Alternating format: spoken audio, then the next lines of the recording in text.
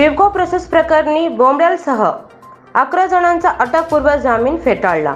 विवको process जागेचा 24,33,86,020 रुपये एवढ्या रकमेचा गैरव्यवहार प्रकरणी अटकपूर्व जामिनीसाठी अर्ज केलेल्या विवको प्रोसेसचे संचालक माजी नगरसेवक अविनाश बोंबड्यालसह 11 जणांचा अटकपूर्व जामीन अर्ज न्यायालयाने फेटाळला।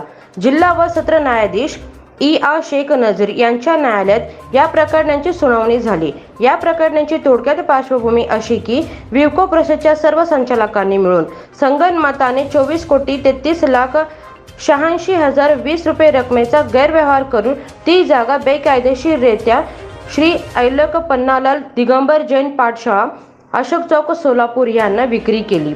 त्यातून आलेल्या रकमेचा स्वतःच्या फायद्यासाठी वापर करून त्याचा अपहार केला आणि संस्थेची फसवणूक केल्याने बप्पाजी सबुराव पवार अप्पर विशेष लेखापरीक्षक वर्ग 2 सहकारी संस्था विणकर सोलापूर यांनी जेल रोड पोलीस ठाण्यात फिर्याद दाखल केली।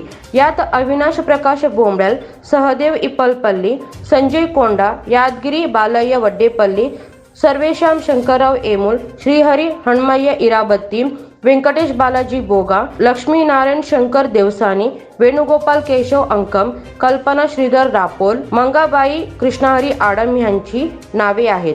पोलिसांनी विवको प्रोसेसच्या सर्व संचालकांच्या विरुद्ध कलम 420 अन्वये गुन्हा दाखल केला होता।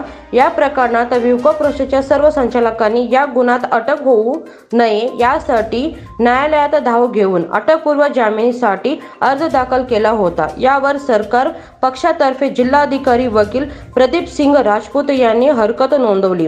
या प्रकरणात सरकार पक्षातर्फे जिल्हा सहकारी वकील प्रदीप सिंग राजपूत यांनी तर आरोपीच्या वतीने ॲडव्होकेट मिलिंद तोबडे यांनी काम पाहिले। नवनवीन बातम्या पाहण्यासाठी SB न्यूज चॅनलला लाईक करा, शेअर करा, सबस्क्राईब करा।